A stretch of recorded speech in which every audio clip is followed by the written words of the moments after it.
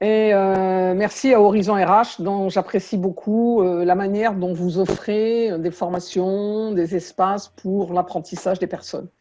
Et je trouve qu'il y a une belle philosophie et des belles valeurs chez vous dans lesquelles je me sens tout à fait confortable. Donc j'ai accepté vraiment avec grand plaisir de faire ce webinaire avec vous.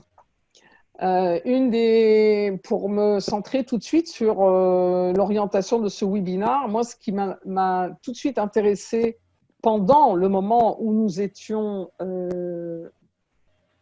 en confinage, en confinement, j'arrive pas à utiliser ce mot tellement je le déteste.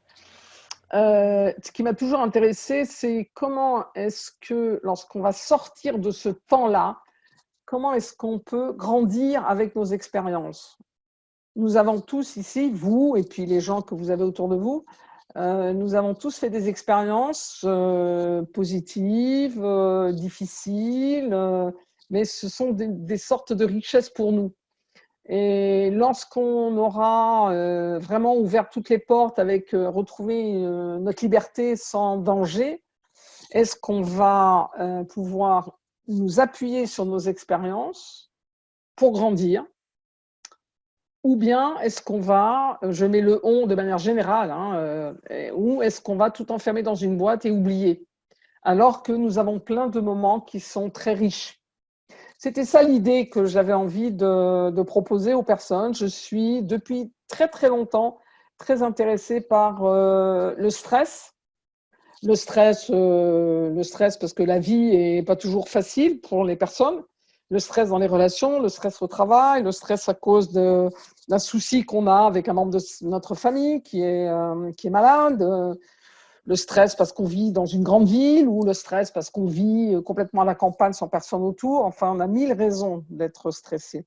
Et là, ce qui m'intéressait, c'était, puisque ça m'intéresse, en quoi je peux donner des idées de réflexion à partir de cette passion que j'ai d'aider les personnes à traverser le stress et à en faire plutôt quelque chose de positif.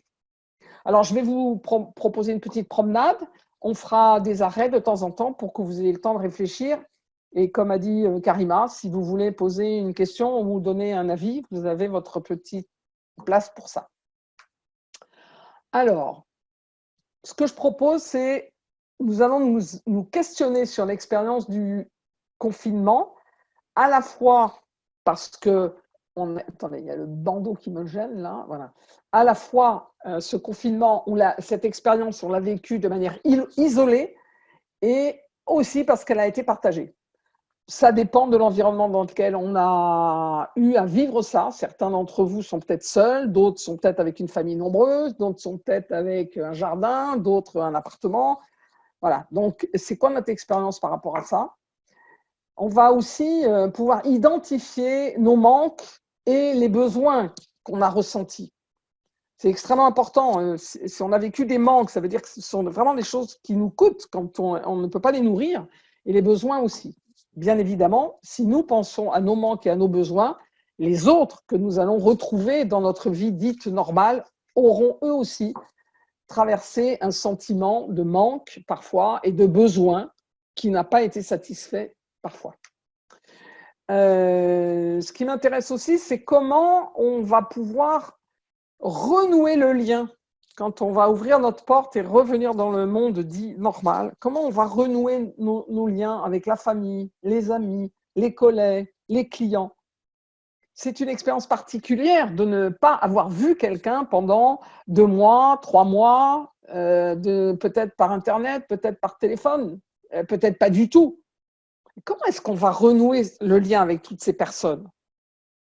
Comment nous, individuellement, on va pouvoir faire ça? Et comment les autres vont vouloir ou pas, ou arriver ou pas à renouer le lien avec nous? Et l'idée derrière, c'est comment on peut positiver ce vécu. C'est-à-dire que oui, il y aura eu de la souffrance. Tout le monde a souffert. Vous, moi, les autres, tout le monde a souffert. Mais comment est-ce qu'on peut positiver? Quels apprentissages, quelles découvertes on a fait pendant cette période? Alors là, je vous donne une photo, c'est moi qui l'ai prise. J'aime beaucoup cette photo parce que c'était un jour de brume sur une petite ville de province française. Mais pour moi, c'est un peu comme cette ville, cette petite ville, elle est confinée aussi. Il y a ce brouillard, personne ne sait plus exactement. Voilà. Donc, on est confiné quelque part. Et ce que je vais voir avec vous, c'est comment est-ce qu'on va pouvoir lever cette brume pour recommencer à voir les choses telles qu'elles sont en pleine lumière. Donc, réfléchissons pour nous-mêmes. Si je réfléchis sur moi-même, j'apprends des choses qui vont m'informer aussi sur peut-être le vécu des autres. À quelle situation, et là vous pouvez commencer à penser, vous pouvez prendre 2 petites notes pour vous, à quelle situation inhabituelle avez-vous été confronté? Qu'est-ce que vous avez vécu comme inhabituel? À quelles absences relationnelles? Quelles sont les relations qui vous ont manqué? Certains d'entre vous vont dire, dans ma famille. Il y en a d'autres vont dire, j'ai des collègues, je ne les ai pas vus. Ou alors, les gens de mon quartier qui me sont familiers, je vais chercher mon journal ou je vais boire un thé ou un café. Ce sont des petites relations, mais qui font partie de ma vie. Quelles contraintes? Quelles contraintes est-ce que j'ai? Ça, je vous invite vraiment à y réfléchir. Qu'est-ce que j'ai dû supporter comme contrainte? J'ai été obligée de, comme on dit, tendre le dos ou plier le dos. Voilà, parce que j'ai été contraint à. Alors, il y a la contrainte de rester chez soi, ça c'est sûr. Il y a d'autres contraintes. Et quel manque de liberté. Je dis, le manque de liberté, on l'a tous vécu, sûrement. C'est intéressant de se demander pour soi-même. J'ai souvent dit, je le dis encore aujourd'hui, moi j'ai eu un sentiment de manque de liberté tout simple. Je ne pouvais pas sortir de chez moi pour aller acheter ma baguette de pain chez mon boulanger à côté. Je n'ai jamais pensé qu'un jour, je n'aurais pas la liberté d'aller acheter ma baguette de pain. Et si vous connaissez les Français, le pain frais, ça fait partie des petits déjeuners, par exemple. C'est important. Donc, prenez un temps pour vous, pour réfléchir à votre expérience. Prenez quelques notes. Qu'est-ce que vous voulez garder de mes 4 questions? On n'est pas obligé d'en reparler après. C'est pour vous, vraiment.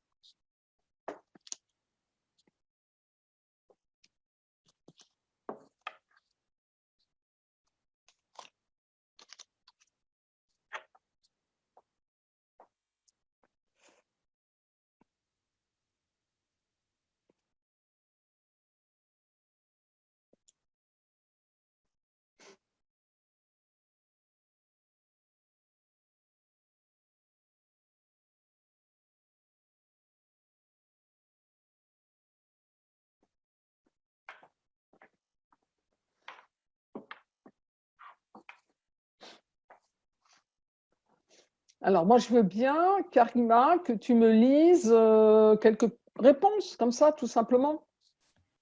Très bien. Donc, je vous invite, s'il vous plaît, de partager vos réflexions. Comme ça, on pourra enrichir la discussion.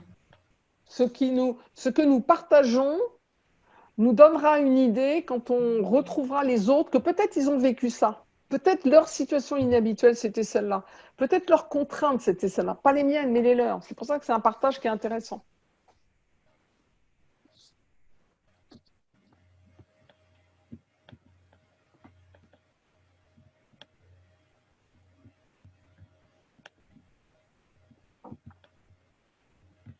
OK, en attendant de... Donc, voilà, il y a Madame Salah Zarqiq, absence relationnelle avec mes parents. Ce que tu peux faire, Karima, c'est ne pas forcément donner le nom de la personne. Ah, d'accord. C'est pas nécessaire. Le thème est utile. Est-ce que tu veux redire ce que la personne a écrit? Il y a 2 partages. Il y a le premier, absence relationnelle avec mes parents. Oui. Une deuxième personne, ce qui m'a manqué, c'est le... Ça commence à passer vite. C'est le contact réel avec les gens, les toucher. Oui, oui, oui, le contact physique. Oui, bien sûr. Oui. Mon groupe d'amis. Oui. Personnellement, que les situations différentes seulement le quotidien, il y a ceux qui ne sont pas gênés par le fait de rester à la maison. Il y a aussi ne pas aller voir mes enfants qui sont confinés en France. Oui, bien sûr. Écoute, ce partage, tu vas le reconnaître. Tu vas reconnaître la personne. Les pauses de la formation.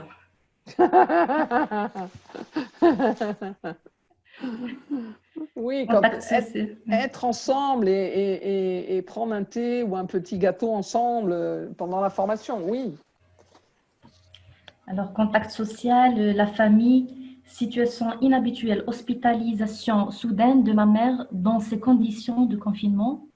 Oui, On a pu reconsidérer nos liens avec les membres de notre famille. c'est ça. Manque de liberté. Donc, c'est un peu les mêmes partages, les familles, la Ouais, maman. c'est La ça. maman. C'est ça. Ce qui est très, très intéressant, c'est que vous partagez vraiment l'essentiel de l'humain. L'humain a besoin de ses relations familiales, du lien avec les gens qui sont proches, les enfants, les parents, etc. Et ne pas pouvoir aller voir quelqu'un, et alors en plus, si la personne est à l'hôpital ou quelque chose comme ça, c'est extrêmement. C'est extrêmement. Voilà. Et est-ce qu'il y a des personnes qui ont aussi ont vécu, pardon, excusez-moi, la conscience de la perte de liberté? Oui, il y avait de partage de ce sens. Manque D'accord. de liberté. Oui. Manque de liberté. C'est ça. Ne pas pouvoir faire ce qu'on veut quand on veut. Très bien. Oui. Donc, vous pouvez continuer à noter au fur et à mesure pour vous-même. Hein. Vous n'êtes pas obligé de partager, mais de bien rester dans le sujet. Alors, maintenant, on va prendre quelques minutes pour eux, pour elles, pour les autres. C'est-à-dire, vous allez retrouver votre famille, vous allez retrouver petit à petit hein, les parents, les enfants pour certains. Vous allez retrouver, pour d'autres, ça va être aussi les collègues. Certains d'entre vous ont peut-être été contraints de rester à la maison et de ne pas pouvoir retrouver des collègues. Peut-être il les a vus par Skype ou par web ou tout ce qu'on veut, ou par téléphone, mais il ne les a pas vus en vrai. Donc, quand vous pensez aux personnes que vous allez retrouver, vous savez que vous allez les retrouver. Alors, dans 8 jours, dans un mois, ça va dépendre. Quand vous réfléchissez, quand vous pensez à eux, qu'est-ce qui a pu leur manquer?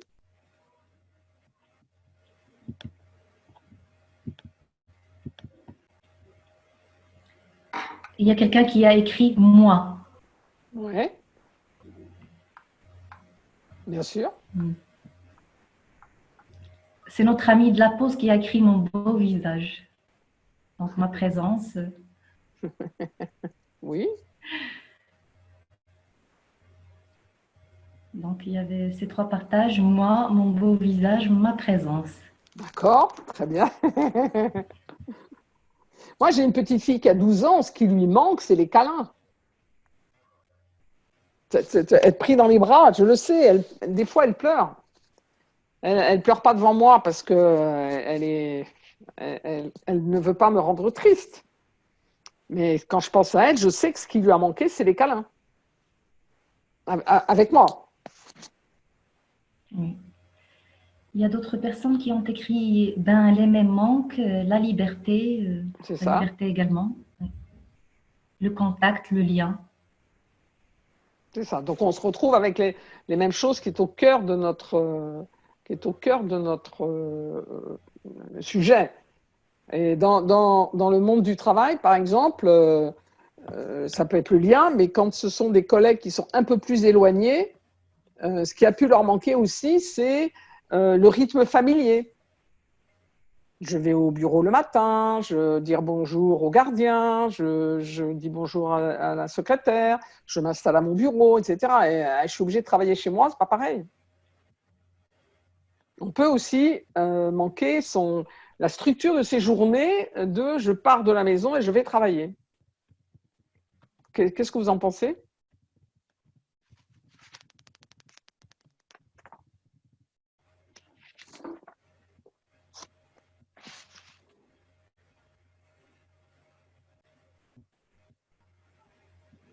Est-ce qu'il y a des réponses, Karina? Oui, c'est un peu en retard. Oui, c'est la structuration du temps est primordiale. La routine nous panique. Très bien. Brusquer. Très bien.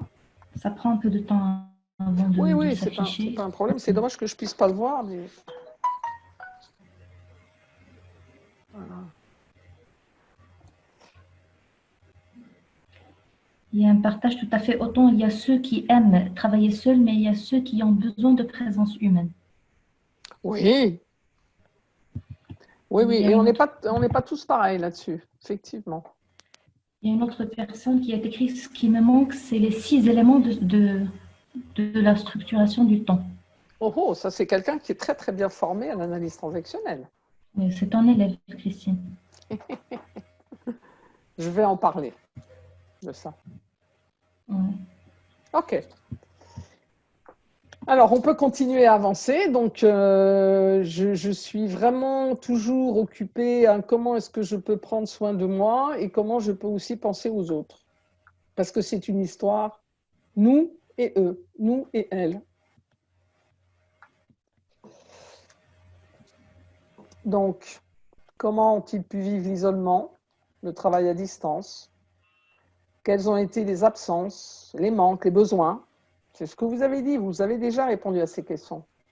À quelles contraintes ont-ils dû faire face, il ou elle dû faire face? Et comment ont-ils ou elles vécu le manque de liberté? Donc, c'est les mêmes questions, exactement les mêmes questions que pour vous. Et ce que je trouve utile, et je vais y penser moi-même aussi à chaque fois que je vais retrouver quelqu'un, ne pas oublier que lui aussi ou elle aussi a dû vivre des choses autant que moi. Alors, maintenant, on parle aussi des émotions. Nous avons vécu des émotions avec le fait d'être enfermé comme ça. Et les personnes aussi ont vécu des émotions et quand ils vont se retrouver à la vie d'avant, elle ne sera jamais comme la vie d'avant, les personnes peuvent ressentir différents types d'émotions. Si je vous fais le petit schéma de mes 4 émotions de base, la peur. Bon, par exemple, moi je vous ai dit, ceux qui me connaissent, quand je vous dis non, je ne sors pas dans la rue de manière aussi tranquille qu'avant, etc. Ressortir de chez moi, aller chercher ma baguette de pain ou aller rencontrer X ou Y quelque part, je sais que quand je sors de chez moi, je suis en contact avec la peur. Je ne me sens pas encore en sécurité. Et comme on ne maîtrise pas exactement ce corona, je m'interroge personnellement, pendant combien de temps est-ce qu'on va avoir peur d'attraper ce corona? Je n'ai pas la réponse, hein. Mais si moi j'ai peur, je pense qu'il y en a d'autres qui ont peur aussi. Alors la joie, il y a aussi la joie. Et là, la joie, je vais pouvoir retrouver les gens que j'aime. Nous allons, vous allez, ils vont, elles vont retrouver les relations. On va pouvoir recommencer à vivre avec la famille, avec voilà, ça c'est possible. La joie du contact, la joie de la rencontre, ça c'est extrêmement utile. Ceux qui vont retrouver leurs parents, leurs amis, leurs enfants, etc., c'est la joie qui sera là. Alors la tristesse, on est dans une période où il y a de la tristesse. Nous avons été séparés des gens que nous aimons. Ce n'est pas uniquement la tristesse parce qu'il y aurait eu quelqu'un qui serait décédé et on aurait un deuil. Non, ce n'est pas uniquement ça. On a aussi la tristesse, j'imagine que vous l'avez tous ressenti, la tristesse d'être empêché de voir les gens qu'on aime, d'être coupé, de ne pas être nourri par leurs émotions dans la relation. Alors la colère, je ne sais pas si certains d'entre vous ont été en contact avec de la colère, mais la colère me paraît normale aussi. On peut être en colère. Pourquoi est-ce qu'on est obligé de vivre ça? Pourquoi est-ce qu'il y a des gens qui ne sont pas attentifs aux autres? J'ai entendu pendant X fois à la télévision ou à la radio, prenez soin de vous, prenez soin de vous, prenez soin de vous, prenez soin de vous. Mais je n'ai pas entendu prenez soin des autres. Moi, ça me met en colère quand je n'entends pas prenez soin des autres. Et quand je suis dans la rue et que j'ai quelqu'un qui est à 50 cm de moi, si moi je ne me pousse pas pour ne pas attraper la maladie ou je ne sais pas quoi, je suis en colère contre cette personne. Pourquoi elle ne fait pas attention? Donc, c'est aussi intéressant d'écouter ça chez vous, d'oser vous les dire à vous-même et de laisser la place aux autres de pouvoir l'exprimer. OK. Alors, on continue le chemin. Cette expérience que nous avons vécue, au-delà des émotions, c'est une expérience qui nous a chamboulé complètement sur notre soif de structure. Quelqu'un l'a déjà évoqué. Ma structuration du temps. Je ne suis plus dans la manière de traverser ma... Comment dirais-je? Je ne suis plus dans la manière de traverser ma vie comme je fais d'habitude. Je suis obligée d'être seule, par exemple, ou je suis obligée d'être avec des gens enfermés dans mon appartement. Enfin, je ne parle pas de moi, je parle de certaines personnes. Mon appartement est petit et je suis tout le temps avec quelqu'un. J'entendais des gens qui me disaient, c'est bien de travailler par web, mais j'ai l'impression de travailler tout le temps. Tandis que quand j'étais à mon bureau, j'avais un moment de tranquillité. Quand je sortais de mon bureau, je rentrais à la maison. J'avais un moment de tranquillité, un sas de décompression. Maintenant, je ne l'ai plus. Le temps des copains, le temps pour rigoler, de bavarder avec des copains ou avec la famille, faire des repas où ça traîne pendant des heures et on rigole, on se raconte des trucs. Ma structuration du temps, elle n'a plus ça. C'est une expérience aussi qui perturbe notre soif de stimulation. Alors, la stimulation, c'est les 5 sens. Donc, c'est l'odorat, le toucher. Bon, le toucher, par exemple. On n'a pas de câlin. On peut pas embrasser les gens. La vue, peut-être, mais la vue avec les écrans, ce qui est extrêmement fatigant. L'ouïe. L'ouïe, oui, je peux écouter de la musique, etc., mais j'ai plus la stimulation, par exemple, du bavardage avec mes amis. Alors, le goût, oui, le goût, je peux toujours me faire à manger, mais si c'est pour manger tout seul, c'est pas très drôle. Et donc, la stimulation, par exemple, il y a des personnes qui ont vécu qui vivent encore dans des maisons, enfin surtout des appartements où ils sont très nombreux dans peu de place, donc ils sont surstimulés par la présence des autres, et il y en a d'autres au contraire, ils sont isolés, et il n'y a personne. Il n'y a personne qui vient les voir ou qui rentre dans leur maison. Donc là, ils ont une perte de stimulation relationnelle. Et l'autre chose, qui est une expérience qui impacte notre soif de reconnaissance, c'est-à-dire le fait que nous sommes des êtres humains, on a besoin de dire bonjour à quelqu'un et on a besoin que quelqu'un nous dise bonjour. On a besoin que quelqu'un nous dise bonjour, comment vas-tu? Ça va bien, merci, et toi, et ta mère, et ta soeur, et ton père. On a besoin de ça. On a besoin de savoir, c'est sympa de te voir, etc., etc. Donc là, on n'est pas tous, comment dirais-je, chamboulés de la même manière. Ça, c'est sûr.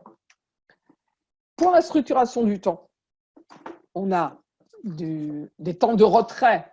On est isolé, trop ou pas assez. Ça dépend des personnes, ça dépend de la réalité. Des temps de rituel où on se dit bonjour, comment ça va, au revoir et merci. Peut-être quelqu'un le fait par la fenêtre avec un petit signe de la main, mais ça peut être très très peu. Si vous regardez votre vie, combien de fois vous dites bonjour et au revoir pendant une journée? Dans le fait d'être confiné, peut-être qu'il y a une perte énorme de ça. C'est une base. Le rituel ouvre et ferme le contact avec les gens. Le passe-temps, toutes nos conversations sympathiques où on papote, on se raconte des trucs sur la famille, le cinéma, le temps qui passe, la politique, etc. Il y a des personnes qui n'ont pas de possibilité de faire du passe-temps. Ils n'ont personne, ou trop peu. L'activité. Alors là, est-ce que je peux faire mon travail? Est-ce que je peux être actif? Est-ce que je peux organiser ma journée en ayant l'impression de servir à quelque chose? Bon, nous, par exemple, je pense que chez vous aussi, il y a des gens, ils ont cousu plein de masques. Donc, leur activité essentielle, c'était de créer des masques pour les donner aux voisins, etc., pour se protéger. D'accord? Ils ont créé une activité. Mais l'activité, certaines personnes ont pu se dire, je n'ai pas mon travail, alors qu'est-ce que je fais? Je peux rien faire, je peux recevoir personne, je peux pas faire à déjeuner, je peux pas faire à dîner, je peux pas faire de gâteau, je vois personne. L'activité, ça c'est. Alors par contre, il y en a d'autres qui, moi je suis pas en manque d'activité, parce que, étant tranquille, du coup, il y a plein de gens qui me demandent plein de trucs.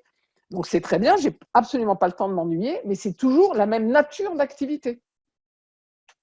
Les jeux psychologiques, alors ça c'est les manipulations qu'on a les uns avec les autres, on se plaint, on pleurniche, on se fait des, comment dirais-je, on est un peu persécuteur avec son voisin qui nous embête parce qu'il fait du bruit, etc., etc. Mais si on n'a personne dans la relation, ou si on est trop stressé, et puis la relation franche, c'est-à-dire les relations intimes où je peux parler tranquillement, en toute authenticité, avec mes amis, avec ma famille, avec les gens que j'aime, avoir des temps de qualité relationnelle qui nous nourrissent.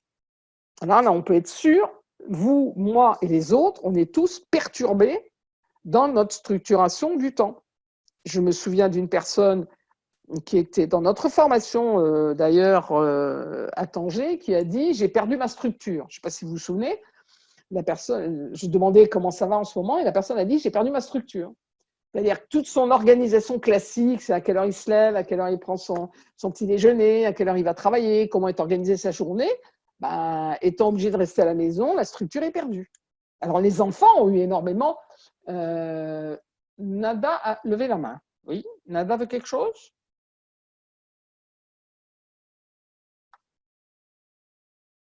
Bon, je ne sais pas si je dois faire quelque chose avec ça. Allô, allô ? Si Madame Nada pourra partager sa question, on va converser. Très bien, très bien, très bien. Du coup, j'ai perdu mon fil.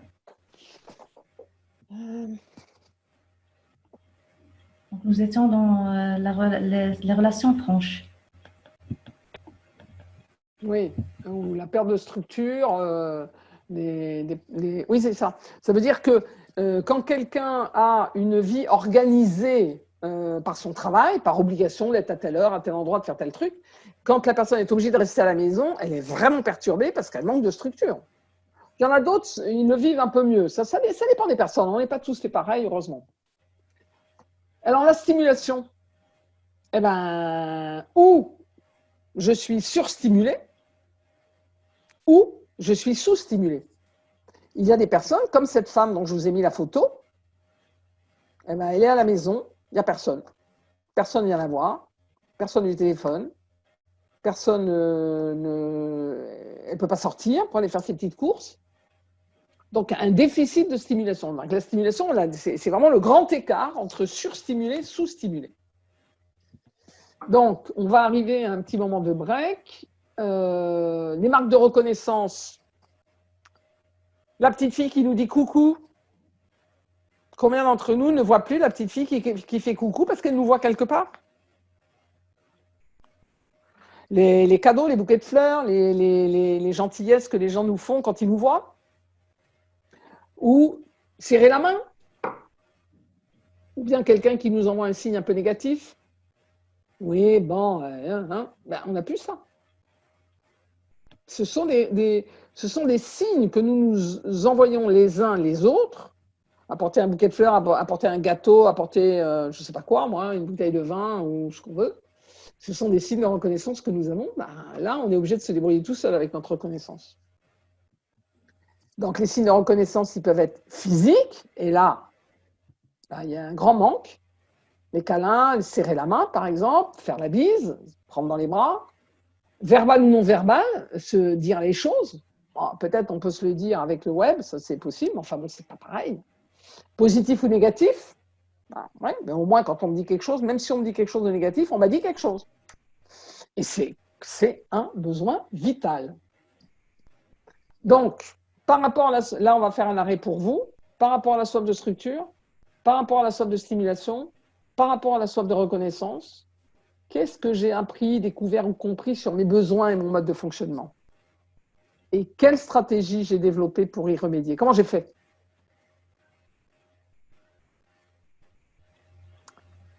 Et quel manque est-ce que je ressens au moment du déconfinement ? Je vous laisse quelques petites minutes. Je regarde l'heure. Ouais, c'est bien ça.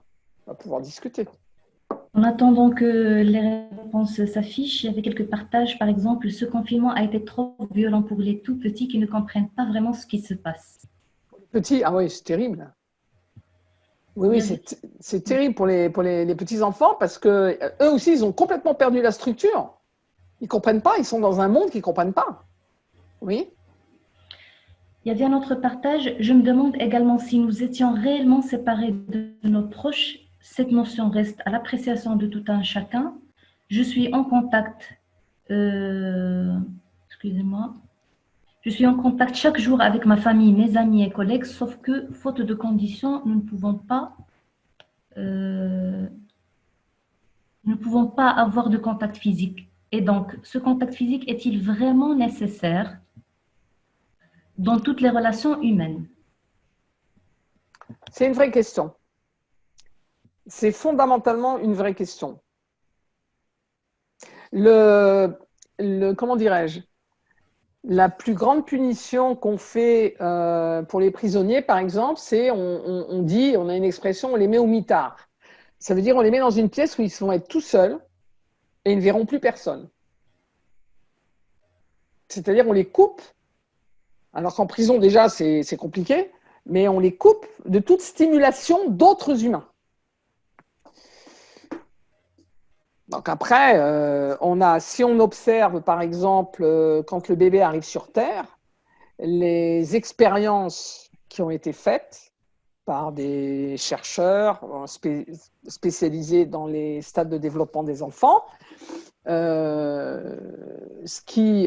qu'on a pu observer, c'est que les enfants qui ne sont pas touchés, caressés, se dépriment. Comment on appelle ça, se ratatine. Un humain a besoin d'un contact. Alors, pas forcément tous les jours, etc., etc., etc. C'est pas ça que je veux dire. Mais on n'est pas des robots. Que pensent les autres par rapport à ça? Pour ceux qui veulent étudier, c'est les scientifiques. Au départ, c'était Spitz et Harlow. Qui s'étaient intéressés à ce qu'on appelle la maladie de l'hospitalisme. Ça veut dire les petits-enfants qui étaient à l'hôpital et à qui on donnait de la nourriture et qu'on pouvait les changer, ils étaient soignés, etc. Il n'y avait pas de problème. Mais ils n'étaient jamais pris dans les bras. Ils dépérissaient. Ils refusaient de grandir. Ils finissaient par mourir. Et quand ils se sont rendus compte de ça, ils ont comment dirais-je, ils ont éduqué tous les femmes de ménage, les gens qui venaient faire des réparations, etc. Chaque fois que vous passez à côté d'un bébé dans un petit lit, tapez-lui sur les fesses, secouez le petit lit pour qu'il sente qu'il y a un humain à côté qui s'intéresse à lui. Donc voilà, ça peut répondre à la préoccupation de la personne. L'être humain a-t-il besoin de contact physique ou pas? Aujourd'hui, je pense que on ne peut pas imaginer un monde pour quelqu'un sans contact physique. Bon, c'est ma position aujourd'hui. Karima, oui? Il y a un autre partage, une dame qui dit « Je suis agréablement surprise par l'impact de la stimulation apportée par mon aîné à sa sœur handicapée depuis ce confinement, du fait qu'avant. Résultat surprenant. » Ah, d'accord. Ça veut dire instinctivement, il a stimulé sa sœur handicapée. Est-ce bien comme ça que j'ai compris? Oui, elle a dit résultat surprenant. Je suis agréablement surprise. Ouais. Ouais. Quel âge a le garçon?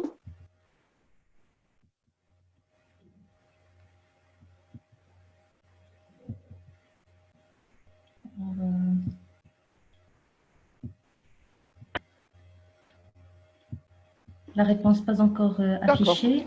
Pas encore. Donc il y a un petit retard. Il faudrait que j'arrête mon truc parce que ça me. Alors si je fais ça, qu'est-ce qui se passe? Hop. Hop. Elle complète l'aîné ne s'intéressait pas à sa sœur avant. D'accord. Je vois d'autres questions. Donc, je me demande si ce confinement amplifie La discorde entre membres de famille, couple, est-ce normal ou révèle-t-il des failles déjà existantes? Redis la question, s'il te plaît. Je me demande si ce confinement amplifie la discorde entre membres de famille, entre parenthèses, couple, est-ce normal ou révèle-t-il des failles déjà existantes? Avant de chercher les failles déjà existantes, ok, avant de ça, je dirais, je ferai plutôt référence à ce qu'on a vu tout à l'heure, la structuration du temps. Les gens ont besoin d'isolement. On a besoin à certains moments d'être seul, de ne plus entendre son mari, son compagnon, ses enfants, etc. On a besoin de… Tout le monde l'a expérimenté. Vous le savez, vous essayez de temps en temps dans les familles de vous isoler quelque part pour ne plus entendre les autres. Donc, lorsque les gens sont confinés ensemble et qu'ils sont trop ensemble, ça peut faire qu'il y a de l'agacement, de l'énervement, voire même de la violence. Moi, je travaille avec, j'aide des gens qui, c'est une association qui s'occupe des femmes victimes de violences. Donc, j'aide les personnes qui travaillent pour ces femmes-là. Et il y a une augmentation des violences, surtout du fait que les gens sont obligés de rester ensemble et que madame ne peut même pas sortir aller faire les courses pour acheter quelque chose, ou monsieur ne peut même pas sortir pour aller faire son travail. Donc, ils sont obligés de rester ensemble et ça exacerbe les tensions. Avant de penser qu'il y a une pathologie, etc. D'accord ? Il n'y a qu'à regarder dans les familles. Si vous mettez un adolescent si vous habitez, si vous connaissez des gens qui habitent dans un petit appartement, monsieur, madame et deux adolescents, et tout le monde va bien, mais chacun a sa vie. Ben, vous les mettez tous les quatre en même temps dans 50 mètres carrés et l'agressivité va arriver. Alors que ce sont des gens normaux.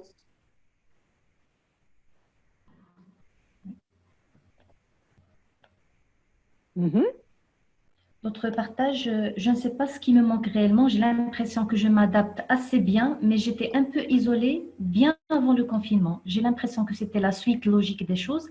Très peu de choses me manquent. J'ai l'impression que ce confinement est une pause. Excusez-moi. Est une période de repos du monde externe. Oui, alors ça c'est intéressant parce que ça peut répondre à la question que j'ai mis, qu'ai-je appris, découvert ou compris de mes besoins et de mon mode de fonctionnement. Je pense que la personne, elle dit, en fait, être seul ou la solitude n'est pas forcément quelque chose qui me pèse à moi. Bien au contraire, je m'y trouve bien. Je pense réellement qu'il y a des personnes qui vont expérimenter, et ça serait intéressant qu'ils s'en souviennent, mais vont expérimenter que la solitude ou l'enfermement n'est pas forcément négatif pour elles. C'est pas forcément négatif. Peut-être qu'il y a des gens qui ont besoin de beaucoup de stimulation avec les autres. S'ils n'ont pas leur dose de stimulation, ils commencent à déprimer un peu. Ils sont un peu casse-pieds parce qu'ils ont besoin de stimulation. Là, il y en a d'autres, au contraire, ça leur va très bien. Oui. Il y a aussi des partages positifs concernant cette période. Donc, ma stratégie consiste à restructurer mon temps et garder les mêmes activités habitudes, mais autrement, je fais beaucoup de lectures, je rédige des articles, j'anime des visioconférences, etc. Donc, ça, c'est un partage positif. Une autre personne, pour moi, le confinement… tu peux m'expliquer comment je peux arrêter de regarder mon PowerPoint et vous voir un peu, là, parce que ça me coûte. Tu peux mettre échappe. Quand je mets échappe, je me retrouve avec mon PowerPoint. Où est-ce que je peux mettre le partage en pause? Tac. Non. Bon, c'est pas grave, mais ça m'agace parce que je te vois pas ou je vois pas les personnes. Bon, écoute. D'accord. Ok. Alors, oui. Pour moi, le confinement, c'est un cadeau de Dieu. Il m'a permis presque d'achever le manuscrit de ma thèse. Oui. Pour ceux qui, en ce moment, ont des piles de choses à lire ou à écrire, si ça leur plaît, ils sont ravis. Ils sont ravis. Moi, je suis en train d'accompagner des élèves à passer leur certification. Ils doivent envoyer leur examen écrit. L'examen écrit doit être terminé vers le 12 juin, quelque chose comme ça. J'en ai 5, ce qui est énorme, et c'est 80 pages par candidat. Mais je suis ravie d'avoir plein de temps pour les accompagner correctement. Heureusement que j'ai ce temps-là. Par contre, ne me demandez pas de lire des bouquins. Là, j'ai plus de place dans ma tête pour lire des bouquins. Ok.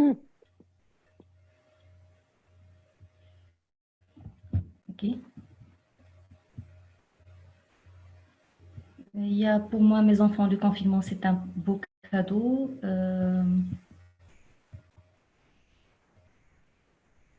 Ça veut dire le confinement avec les enfants, c'est ça?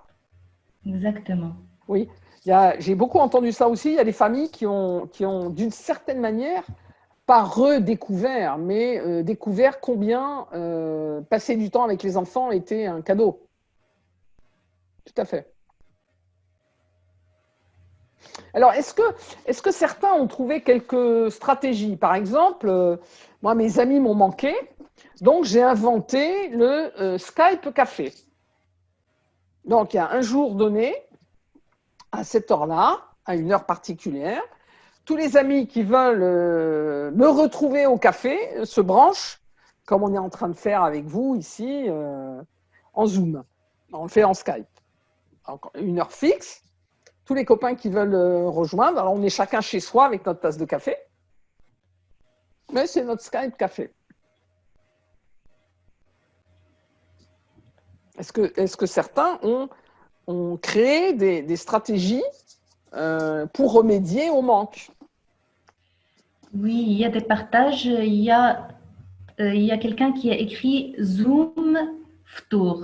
Ftour, c'est-à-dire c'est le repas que l'on prend pour rompre le jeûne. Donc D'accord, apparemment, il l'organise en virtuel. c'est ça. Donc ils prennent le repas, mais chacun derrière son écran. Exactement, Oui, la même oui, chose d'une autre personne.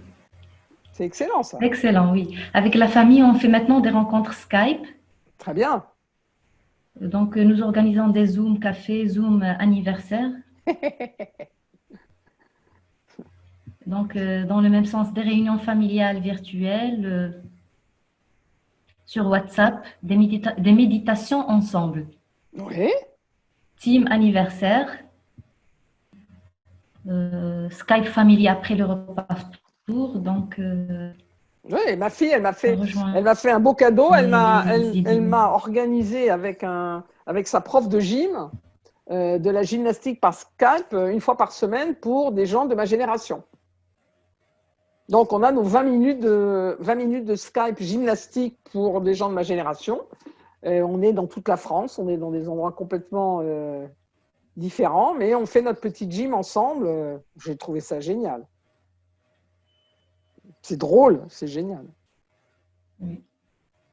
Il y a aussi des séances de yoga à Ouais, travers le web. c'est parfait ça. Oui.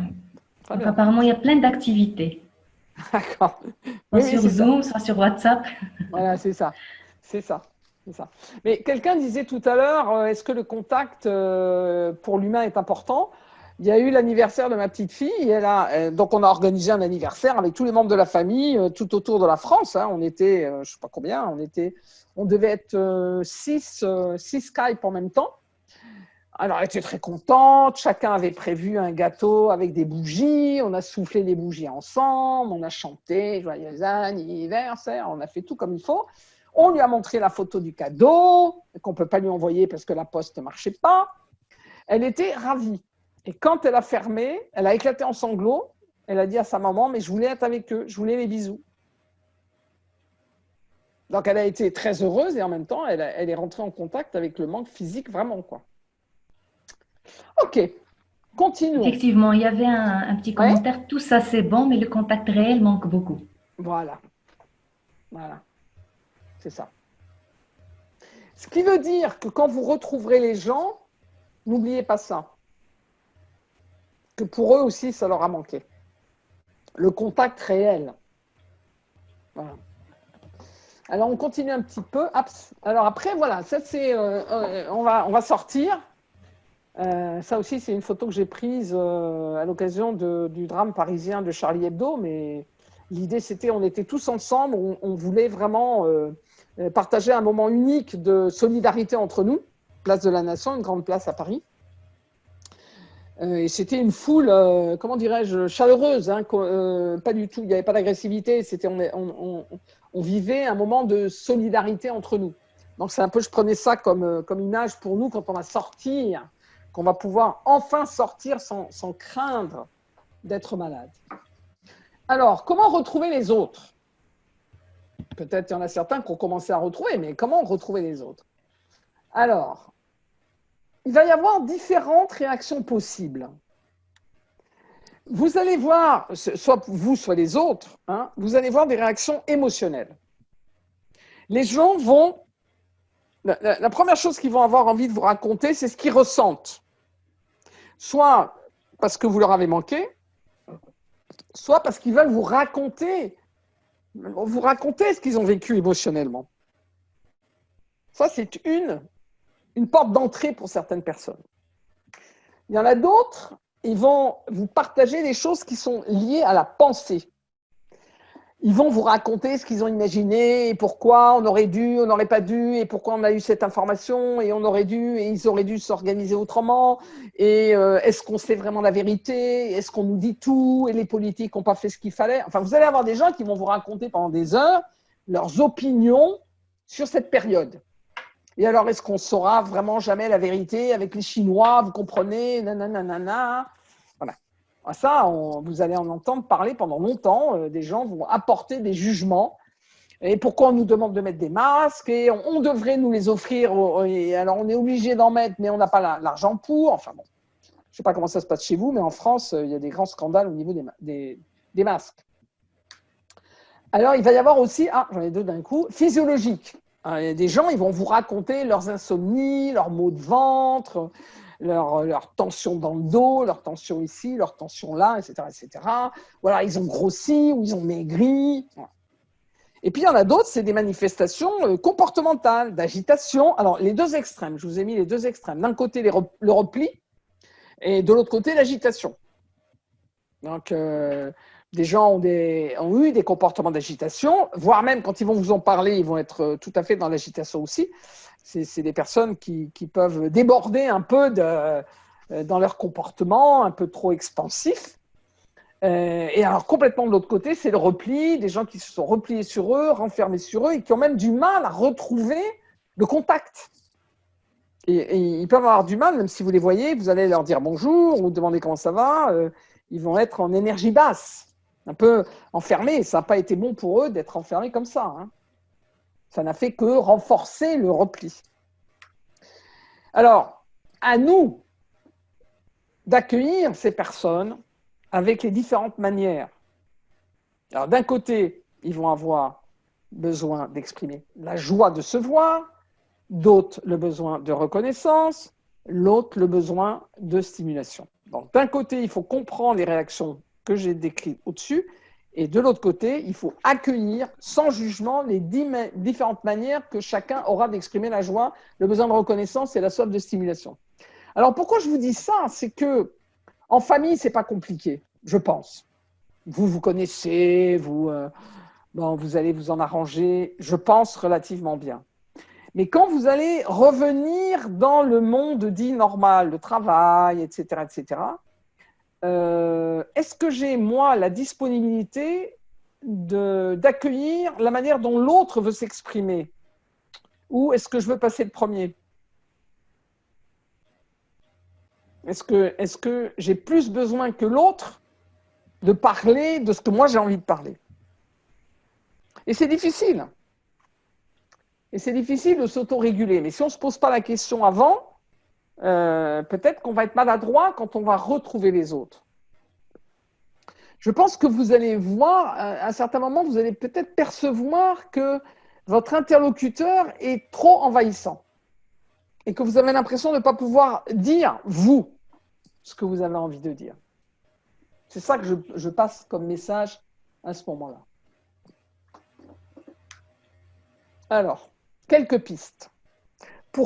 L'idée, c'est pour comprendre comment on retrouve les autres. Moi, les autres et moi. Quelques pistes. Il faut anticiper le besoin d'échange entre les personnes. Ça veut dire, si je retourne au travail et que je me mets à travailler tout de suite, je vais avoir un problème parce que les gens vont avoir besoin de parler. Soit d'exprimer leurs émotions, soit de dire, voilà, comment j'ai réfléchi, et puis alors tu sais, il s'est passé ceci, il s'est passé cela. Il faut l'anticiper. Alors, j'ai dit tout à l'heure, quand c'est avec la famille, bien sûr, vous allez le faire naturellement. Mais quand vous allez être dans un environnement moins familier, avec moins de proximité comme vous l'avez dans la famille, réfléchissez un peu avant d'ouvrir la porte et de rentrer dans votre espace de travail. Anticipez que les gens vont avoir besoin de parler de ce qui leur est arrivé. Alors, si j'ai la responsabilité, si je suis un manager, si je suis un professeur, si je suis quelqu'un dans le monde du conseil, si j'ai une responsabilité, je ne sais pas laquelle, dans le monde du travail, je suis patron, je suis chef de service, je suis formateur, etc. Est-ce que je peux penser à leur laisser un temps d'écoute et de parole pour eux? Pour eux. Ensuite, quand vous allez être en contact avec les personnes, on va imaginer que vous acceptez de leur donner un temps d'échange avec eux, qui peuvent vous parler, dire ce qu'ils veulent, dire ce qu'ils pensent, etc. Est-ce que vous allez accepter inconditionnellement ce qu'ils vont dire sans les juger, y compris des critiques? Y compris des critiques. Moi, hier, j'étais dans l'association, il y a quelqu'un qui a dit « Oui, mais moi, j'ai trouvé que la direction, ils ont mal géré. » Ben, je ne vais pas leur dire « Vous exagérez. » Ça ne sert à rien. Vous voyez ce que je veux dire? Laissez les gens s'exprimer. Les gens ont besoin de dire qu'au moins nous, on ne les juge pas, même si eux, ils jugent. Et qu'au moins nous, on ne les juge pas. Et offrir un contenant structurant, ça veut dire, quand les gens s'expriment, ils peuvent un peu déborder, en faire trop. Donc, on peut offrir un côté structurant, ça veut dire leur dire, par exemple, bah, écoute, assieds-toi, on va parler ici un peu tranquillement, et puis après on retournera voir les autres. Donc on se met dans une pièce. Ça peut être, je suis disponible pour toi pendant une petite heure, après je retourne à mon travail. Les gens ont besoin de savoir qu'on peut leur laisser la porte ouverte pour ce qu'ils s'expriment, quel que soit ce qu'ils ont besoin d'exprimer, y compris des émotions, y compris des opinions, etc., etc. Et en même temps, ils ont besoin de savoir qu'on les cadre un petit peu. Si on n'apporte pas du cadre, ça a une conséquence un peu d'anxiogène. C'est-à-dire que la personne, elle peut se mettre à déborder. Ça, je pense que vous avez cette expérience. Est-ce que quelqu'un peut dire, par exemple, oui, je crains, en retournant dans mon monde de travail, je ne parle pas de la famille, on est d'accord, hein, je crains, quand je reviens dans le monde du travail, d'avoir des gens qui, je ne sais pas quoi. Il y a un partage là-dessus. Si les critiques, c'est-à-dire la personne, elle a pensé aux critiques. Si les critiques influenceront votre parcours professionnel, dans ce cas, il ne faut pas se taire et les accepter tout simplement. Je crois que c'était en liaison avec l'acceptation inconditionnelle. Oui, c'est ça. C'est ça. Donc, une critique peut être entendue, une insulte doit être contenue. Si la personne a des propos insultants, on peut lui dire « écoute » ou « écoutez, s'il y a quelque chose que vous n'appréciez pas, je peux l'entendre ». Mais les insultes, on peut les contenir. Et la critique, il n'y a pas grand-chose à dire, même si vous n'êtes pas d'accord avec la critique. Vous pouvez dire à la personne, bon, j'ai bien entendu la critique, etc. Si vous voulez, on peut prendre une petite réunion cet après-midi pour en reparler. Différer la réponse à la critique. Pas au moment où la personne elle est sous le coup de son énervement, etc., etc. Mhm. À notre partage, les collègues seront plutôt distants après cette phase. C'est un risque et ce sera un peu dur de résoudre, de ressouder les équipes. Ouais. Ouais. Et c'est un peu ce que j'ai vu hier quand j'ai vu les personnes de l'association. Je les ai trouvées entre elles un peu distantes. Ça va revenir. Ça reviendra tranquillement. Les gens ont eu, ben oui, là, ces personnes-là, elles ont été 2 mois isolées quand même. Hein. Donc, on renoue pas comme ça tout de suite. Si on a la responsabilité, on peut faciliter, on prend une petite pause avec du thé, du café, et on fait un petit moment de passe-temps sans, sans trop pousser, sans que ça soit trop long. Ça va revenir petit à petit. Alors, dans le même sens, il y a un autre partage. Dans des entreprises, je crois qu'il y aura des problèmes entre les personnes qui ont travaillé sur place et ceux qui ont fait du télétravail. Oui. Et la personne qui a écrit ça a-t-elle une hypothèse du genre de problème qui va se passer?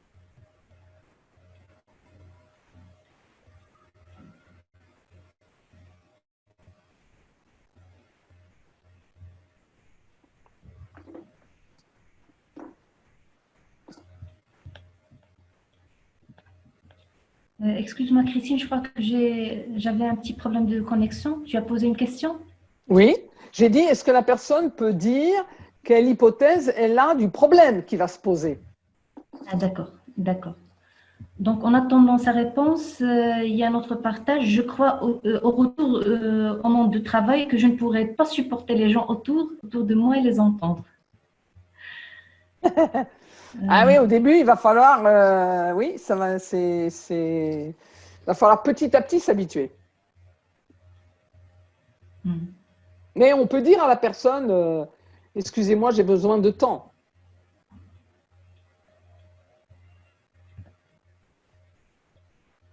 Si on explique aux gens avec qui on va travailler pourquoi c'est un peu difficile, c'est plus simple. Si on dit rien, la personne fait des interprétations stupides. Alors, est-ce que la personne a eu le temps de répondre à ma question ou est-ce que moi je peux donner des idées? Elle a écrit: ah, moi j'étais exposée et toi tu étais à l'aise chez toi et cela risque d'être violent peut-être. Donc elle a. Oui, oui, oui, oui. Il y a eu 2 extrêmes, la personne qui est à la maison et qui doit travailler en distance et la personne qui est au travail et qui a travaillé au travail. Donc, ce qui peut être intéressant, si c'est le manager devrait organiser des petites réunions pour autoriser les gens à raconter comment ils ont vécu le fait d'être à la maison et comment ils ont vécu le fait d'être au travail. Par exemple, à la maison, oui, ils étaient à la maison et donc ils étaient tranquilles, ils pouvaient être en chaussettes et puis prendre un café quand ils voulaient. D'une autre manière, ils étaient, comment dirais-je, peut-être perturbés par la présence du conjoint et des enfants. Et il pouvait être perturbé aussi parce que quand il est en train de travailler tout le temps par web, par Skype, tout ce qu'on veut, c'est épuisant. Alors que la personne qui est au travail, elle peut avoir l'impression qu'elle est toute seule à travailler beaucoup. En même temps, elle peut parler avec les autres collègues, elle peut faire un break quand elle rentre à la maison sur le chemin, etc. Il y a des avantages et des inconvénients. Donc, ce qui serait intéressant, c'est qu'il y ait une autorisation aux personnes de dire les avantages et les inconvénients d'être resté au travail et les avantages et les inconvénients d'avoir été contraint d'être resté à la maison. Ça, il faut que ça soit évoqué et il faudrait enseigner aux managers qu'ils proposent de parler de ça à bâton rompu, ça veut dire sans limite, enfin sans contrainte, assez vite. Que ce soit le manager qui dise on va prendre un petit moment et on va parler de ça ensemble pour ne pas le laisser secret. Et chacun a besoin d'apprendre à comprendre quel a été le vécu de l'autre. Et ça peut être même un peu rigolo de dire quels ont été les avantages d'être resté au travail. Donc moi, j'avais la paix, tous les collègues n'étaient pas là. Moi, je ne les avais pas sur le dos, je pouvais faire ce que je voulais. Je pouvais travailler où je voulais. Enfin, ça dépend du travail, hein, on est bien d'accord. Mais c'est intéressant de se poser la question quels pouvaient être les avantages d'être à la maison et quels pouvaient être avantages d'être resté au travail alors que les autres sont à la maison. Quels pouvaient être les inconvénients d'un côté et de l'autre. Le problème, c'est quand ça n'est pas, quand les gens n'osent pas le mettre sur la table. Ils le gardent secret. Ça, c'est pas bon. Il y a un autre partage, je travaille dans une école et la grande question est de savoir quel modèle éducatif devra-t-on suivre. Beaucoup d'incertitudes. Quel modèle éducatif? En tant que professeur? Lui, il n'est pas professeur, c'est un responsable dans une école. Mais peut-être Quel modèle c'est une question générale. Quel modèle éducatif? J'invite la personne à me donner une piste, par exemple, doit-on aller dans cette direction ou aller dans cette direction? Que je comprenne le sens de la question. Il a écrit entre présentiel et distanciel. Ah, d'accord, j'ai compris. J'ai compris. Quel modèle éducatif pour l'avenir, plus tard? Oui. Bah, ça m'interroge aussi, comme dit cette personne. Je pense que nous devons évoluer avec les nouveaux médias, la nouvelle technologie, etc., etc. Et il peut être intéressant d'approfondir qu'est-ce qu'il y a d'intéressant à garder de l'éducation à distance et qu'est-ce qu'il y a d'intéressant à garder de l'éducation présentielle. C'est-à-dire qu'on puisse protéger les deux. Je pense que l'un apporte à l'autre et l'autre apporte à l'un. Je ne vois pas de raison de tout faire en présentiel si par web ou quelque chose, ça peut apporter un plus. Mais pour moi, l'éducation passe par la qualité relationnelle. Donc, si on fait l'éducation uniquement par le média, ça ne, comment dirais-je, ça ne marche pas avec la même profondeur que si je crée le lien avec les élèves, mais le lien en vrai.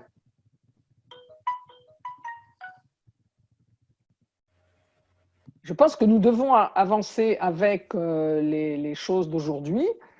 Enfin, voilà. Mais je n'ai pas idée d'abandonner le présentiel tout de suite. Ce n'est pas possible. Parce que nous sommes des humains.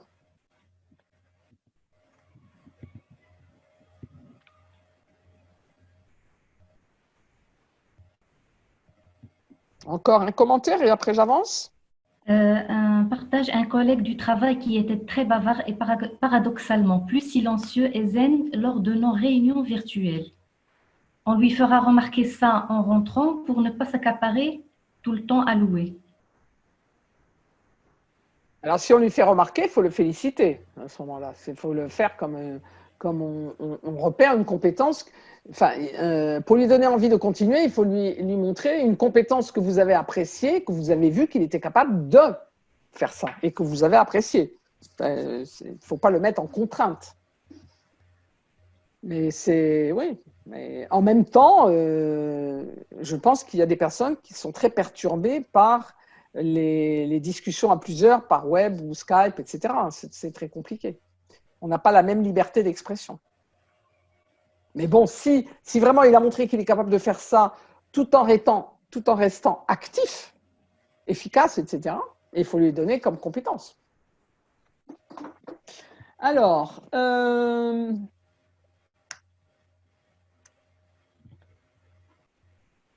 quand vous verrez les personnes, ne vous étonnez pas qu'elles décrivent les événements factuels. Ne vous étonnez pas qu'elles disent leurs pensées ou les vôtres. Oui, c'est vous et les autres, c'est pareil.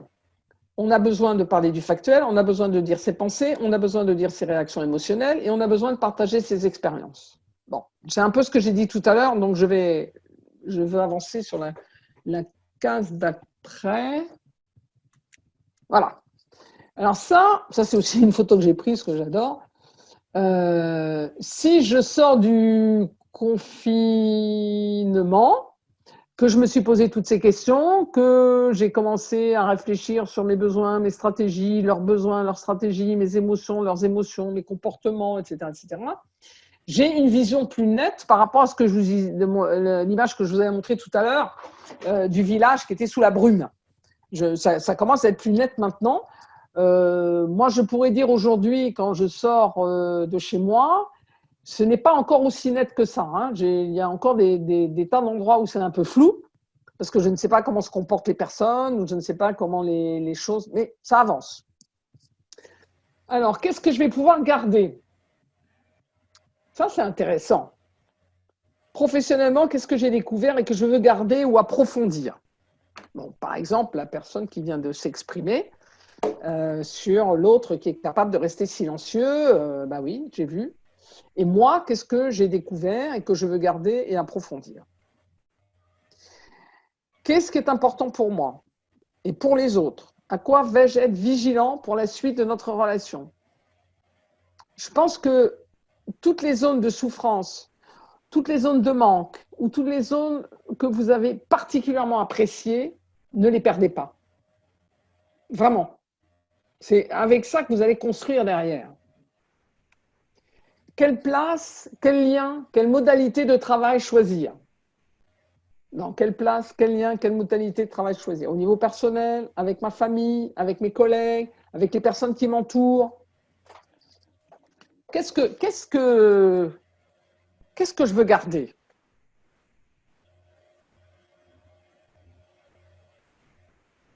Et c'est pour ça que je vous mets derrière, tout oublier ou grandir. Je dois protéger des choses qui pour moi sont essentielles et des choses qui pour les autres sont essentielles. Je dois vraiment protéger ça. Alors ça peut être la qualité de la relation, ça peut être quelqu'un qui disait j'apprécie d'avoir du temps pour lire ou pour écrire, enfin le fait d'être un peu solitaire à certains moments, il faut le protéger. Si la personne se nourrit de ça, elle doit être attentive à vraiment le protéger. Si les gens aiment le partage, les discussions, la rigolade entre amis, famille, etc., c'est quelque chose qui vous a nourri, ne le perdez pas. Une fois que vous repartez dans le grand monde. Et dans votre structuration du temps, qu'est-ce qui est important pour vous et pour l'autre? De ce que vous avez compris. Qu'est-ce que vous avez à protéger dans votre structuration du temps? Est-ce que vous avez plus besoin, parce que ça vous a manqué, de faire du passe-temps? Ou est-ce que vous avez plus besoin, vous ne vous en rendez pas compte, vous ne vous en rendiez pas compte, mais en fait, vous l'avez touché du doigt, vous avez besoin de retrait, vous avez besoin de calme, vous avez besoin de silence. Est-ce que c'est ça? Est-ce que vous avez besoin d'être actif, que votre travail soit partagé avec quelqu'un ou que votre travail soit fait tout seul? On arrive à la fin, donc je vais finir ma petite vidéo et je veux quand même revenir au contact avec vous parce que ça, là, pour le coup, ça me manque de parler. Je parle à mon PowerPoint, ça m'ennuie un peu. Donc, j'ai dit merci. Et j'ai dit, bon, vivons cette expérience et cette reprise comme une opportunité de changement individuel et collectif. Je pense beaucoup au collectif. Si nous avons fait des expériences positives individuelles ou avec notre famille ou nos amis, nous avons la force de pouvoir le maintenir et de bâtir là-dessus, de ne pas le lâcher. Et évidemment, profitons-en pour garder le meilleur et revoir nos priorités. C'est quoi nos priorités, vraiment? Qu'est-ce que je mets devant? Alors, comment je reviens chez vous? Vous êtes en train de partager votre écran, donc je fais arrêter, c'est ça? J'ai envoyé un petit message à notre informaticien s'il pourra lui… Voilà. C'est moi qui ai arrêté. C'est moi qui ai arrêté. Bravo. Alors, je me vois, mais je vais peut-être voir les autres aussi un peu quand même. Attends, j'annule la vedette. Voilà, je vois la galerie. Merci, je suis contente de vous revoir un peu parce que je me sentais un peu un peu toute seule devant mon écran. Hein. Merci, Chafik, les sourires. Merci, les sourires. Je vois des sourires, ça me fait plaisir. Merci. Oui, oui, Merci Christine pour cette intervention très intéressante. Merci à vous tous pour votre présence. Bonjour à chacun, chacune. On arrive à la fin, là. Hein. Exactement. Donc, on Bonjour arrive à Fatima, la je te fin. vois là maintenant. Bonjour Ça Fatima. Ça va, tu vas bien? Oui, oui, oui, Merci, je vais bien. très intéressant. Bonjour, ça. Ah, Siram aussi, bonjour. Ça fait plaisir de te voir. Oui Christine, Abdellah, bonjour. Est-ce que tu étais arrivé à l'heure, Abdellah, ou est-ce que tu es arrivé en retard? Ah, Abdellah, il est arrivé à l'heure, d'accord. Oui, Shafik, tu voulais dire quelque chose? oui, je tiens à te dire, j'ai bien aimé la présentation, mais spécialement quand tu as dit, les gens ils disent prends soin de vous, prenez soin de vous, mais on doit dire aussi prenez soin aux autres.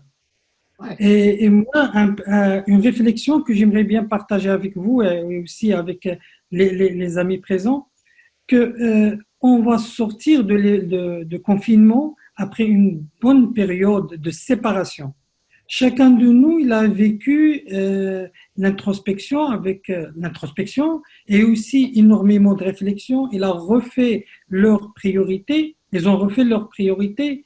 Demain, on va se rencontrer avec d'autres personnes qu'on peut-être on ne les connaisse pas. Ils ont changé dans cette période de confinement. Nous aussi, nous sommes en train de subir un changement. Un Bravo. changement. Ce que je demande, c'est après confinement, qu'on soit vigilant, qu'on soit en bienveillance l'un envers l'autre. C'est ce que je demande. On ne va pas dire que il a changé et fait ça bizarrement. Non, c'est normal, il a changé. Moi aussi, j'ai subi le changement. Eh ben, je dois rentrer en relation avec les autres, leur connaître à nouveau. Ouais. Philippe, tu veux dire quelque chose devant le commentaire de Shafik? Mais il faut que tu ouvres le son, Philippe. Ouvre le son. Tu veux faire un petit commentaire là-dessus? Je vois que tu fais comme ça. Oui, il a raison. Je pense qu'il a bien résumé tout ce que tu as dit. Il va falloir accepter l'autre, comme toujours. Mais ce ne sera pas forcément facile. Savoir écouter. Savoir écouter de nouveau. C'est ça. C'est ça. Tu l'as dit tout à l'heure, hein, tu avais un slide où tu montrais bien l'écoute. Oui. C'est essentiel. Oui. Tu sais pourquoi. Bien sûr. Quelqu'un veut faire encore un commentaire aussi?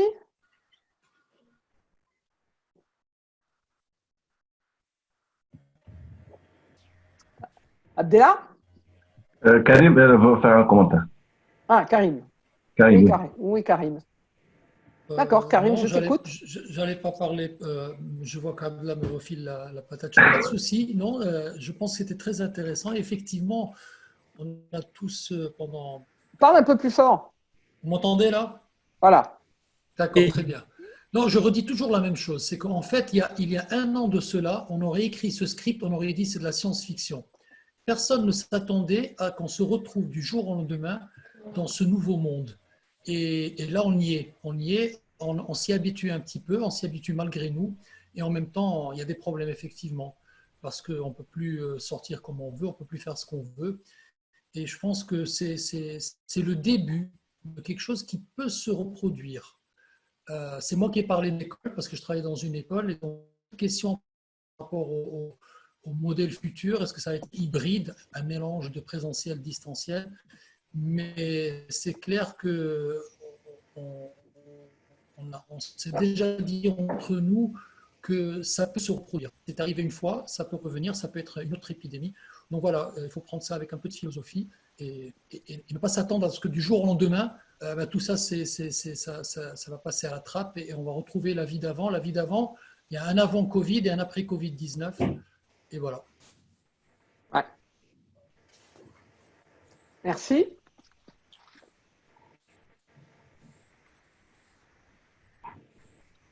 Est-ce que quelqu'un souhaite s'exprimer?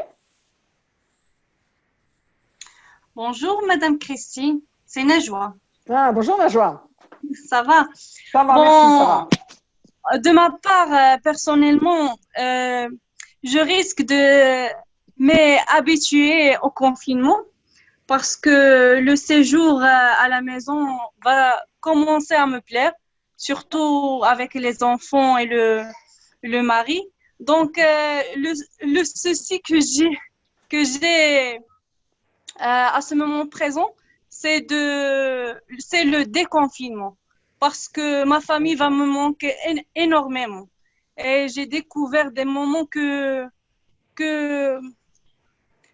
je n'avais pas vécu auparavant. Donc, c'est une opportunité pour moi et je veux pas que ça se termine prochainement, franchement. Ok. Merci. Je pense qu'il y en aura d'autres qui auront la même expérience que toi. Sûrement. Merci beaucoup. Une autre personne veut s'exprimer avant qu'on se dise au revoir? Il y a un dernier partage. L'empathie prévalerait après ce confinement car on reconnaît que notre subsistance dépendra d'autres aussi. Les autres aussi, oui. J'arrive à le lire maintenant. L'empathie prévalerait après de notre confinement car on reconnaissait. C'est ça. Oui, bien sûr. C'est toute la force du lien et le besoin de l'humain de vivre avec d'autres humains.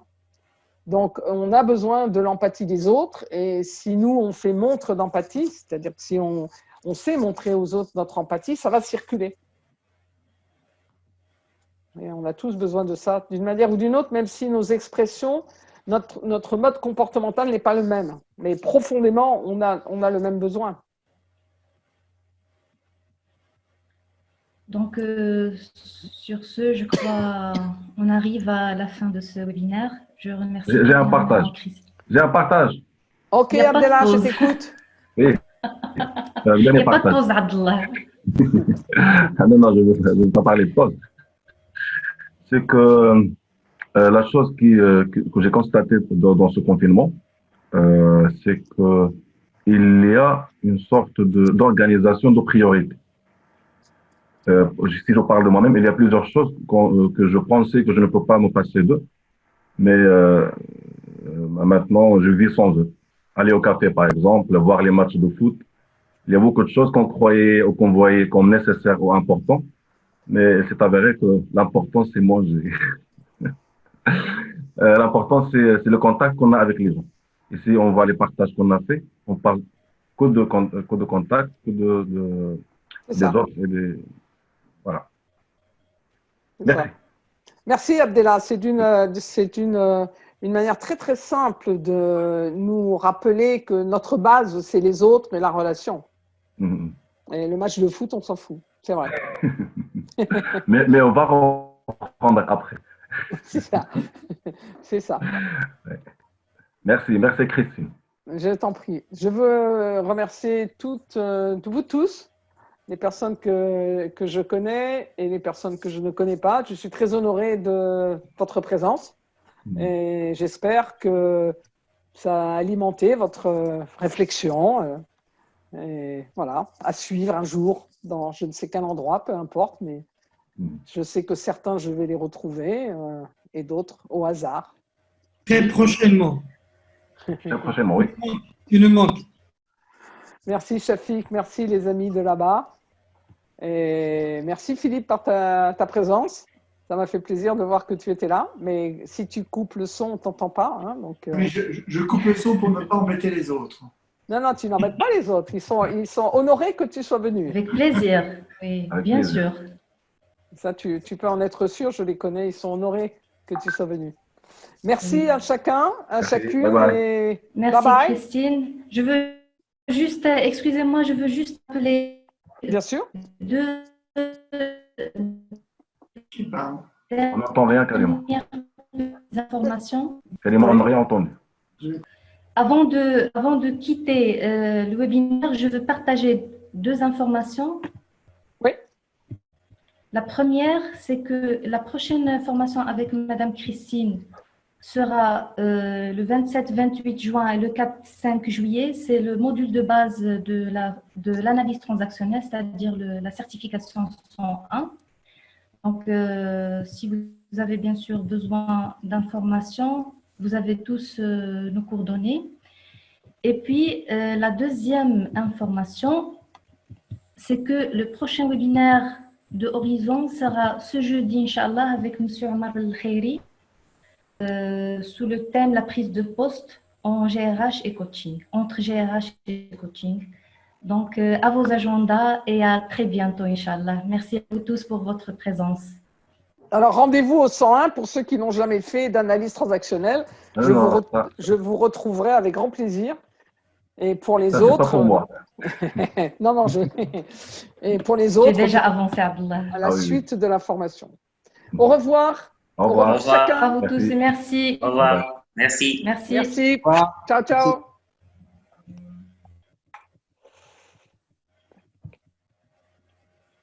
Merci Christine.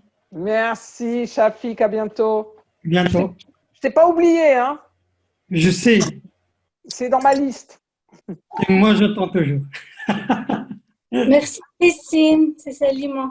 Merci. Ouais, les Salima. C'est le S vers. Il n'est pas permis. Ah oui, d'accord. Ben, oui. Je t'en prie. Merci. Merci beaucoup. Oui, je t'en prie. On en reparlera plus tard si vous avez des idées, si ça vous a fait quelque chose. Bien sûr. Et merci Mohamed. Merci madame. Merci madame. Avec plaisir. Un grand plaisir. C'est très Merci gentil. Claude. Merci Horizon. Cabinet Horizon Merci, aussi. M. Baha. Merci. Allez, au revoir. À la prochaine. Au revoir, Inch'Allah. À la prochaine. Inch'Allah. Wa shal mubaraka. Merci. Magnifique.